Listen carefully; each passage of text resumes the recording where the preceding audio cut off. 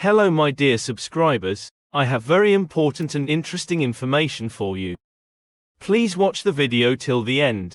The cost of replacing an automatic transmission solenoid can vary depending on several factors such as the make and model of your vehicle, the location where the repair is performed, and whether you choose to go to a dealership or an independent mechanic.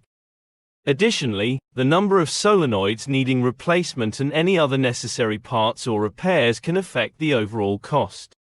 As a rough estimate, the cost for replacing a single transmission solenoid can range from $150 to $400, including parts and labor.